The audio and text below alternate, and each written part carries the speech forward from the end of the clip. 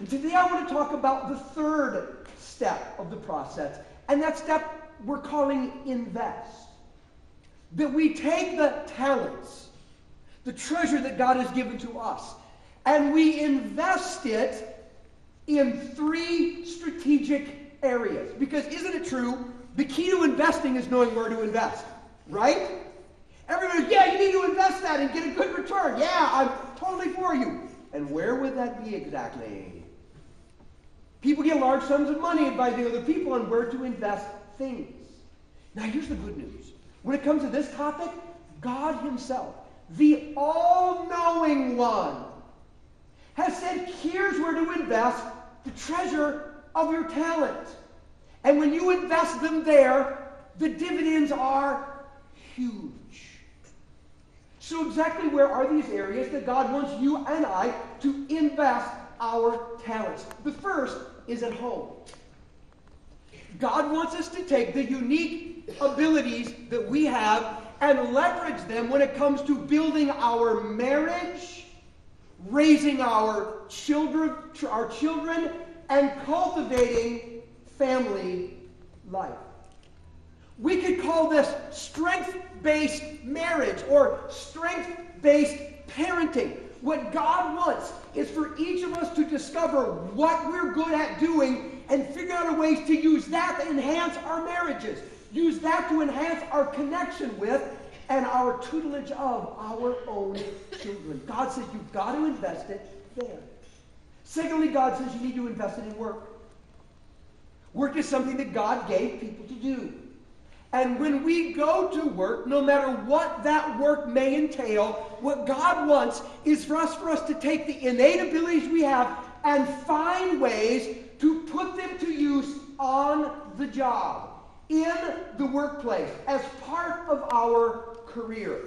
In fact, studies have repeatedly shown that those that are most satisfied at work are the people who know what they're good at doing, and they found ways to use those innate abilities as part of what their job is. And the more they use their strengths, not only the better they are at work, but the more satisfied they are with the job they have. A strength-based career is what God wants for all of us. And thirdly, God wants us to invest our talents in church. He wants us to take the abilities we have and leverage them to help the church advance its God-given purpose. Now, you know what's fascinating? Whenever I say things like this, I imagine little cartoon bubbles over everybody's head. And the little cartoon bubble says, oh, I get where you're going on this one. Yeah, here it is. Okay, we need workers. Time to volunteer for church. Yeah, I knew there had to be a catch here somewhere. I understand that. And yet I'm going to suggest to you that this is exactly what God asks us to do, not pastors, not church leaders. And God asks us to invest in this area just like home and just like work for the same basic reasons. It's part of his call on our lives. In fact, there's a couple of issues here when it comes to this notion of investing our talents in church that I think are important for us to kind of... I'm going to back up on that one because... Actually, let's do this. Let's go ahead one. Yeah. And then I may back up, but I may forget, but I have no idea. In fact, right now, I don't even know where I am in this message. But you're intrigued, aren't you? So am I. I wonder how I'm going to fit that in. Okay, so, not really. A couple of issues about this whole idea of investing things in church. The first is this. Investing your talent in church is a balance issue, not a priority issue. In other words, the way it's common to think this way. Well, I know I should invest my talent at home. I get that. I know I should be investing in work. I get that. And then, if I have the time, I'll invest in a church. But you know, if I don't, because this keeps me really busy, then you know, that's the one I'm going to cheat on. And yet God says this isn't a priority issue. It's a balance issue. God is basically saying, unless we are consciously working and investing our talents in all three arenas, our life is just out of whack. Our life is out of balance. Our life feels funny. It doesn't seem to work right. We get the sense that something is missing because we're not balanced in the way we're moving through life. Anybody here ever tried to drive a car with a tire really out of balance? You know, I have, and I just assumed that if I drove on it long enough, it would go away.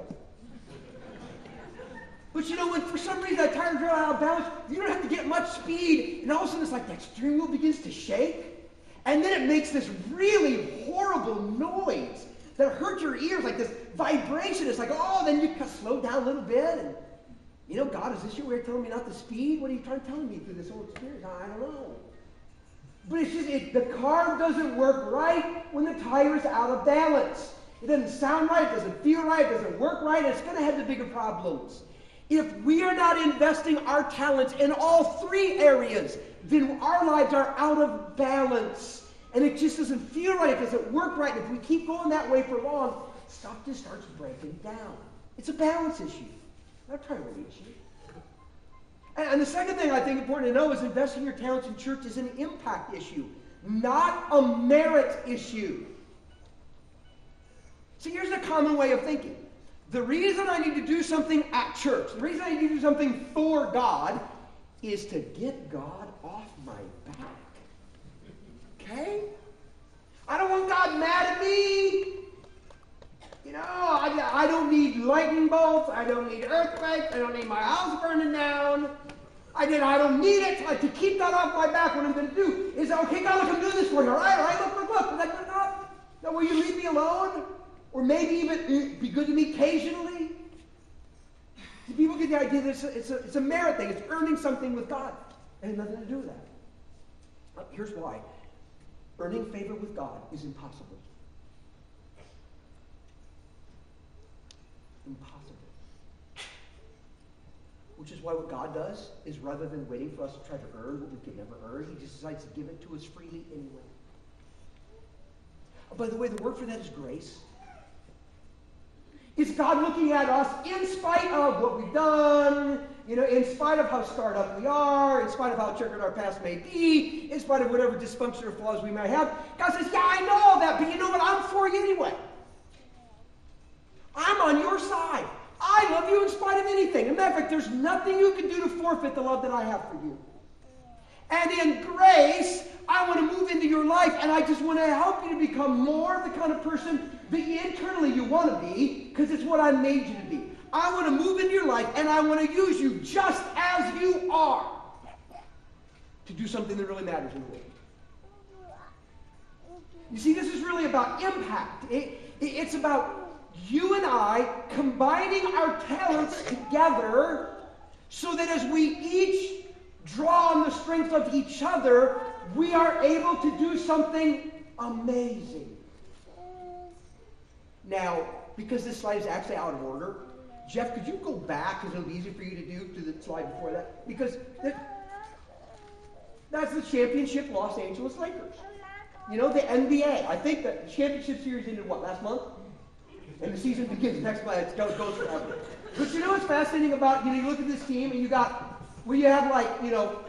have different races, and you have people who come from different cultures and different continents, and you have some that are short, like 6'2", and then you have some that are tall, like 7'1", and then you have some that are quick and some that are slower, some that really can drive to the basket, and some that can muscle underneath, some that are good outside shooters, some that are really good post players. I mean, their talents vary widely. Some of them can shoot, some of them basically rebound. Some of them are really better on offense, some are better on defense. Their talents are very varied. But when they pool their talents together, you know what they ended up doing? They ended up winning the championship of the NBA.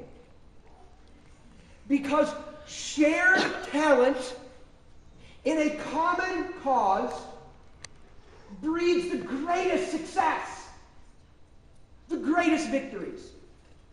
And that's how it works in the spirit world as well as in the sports world.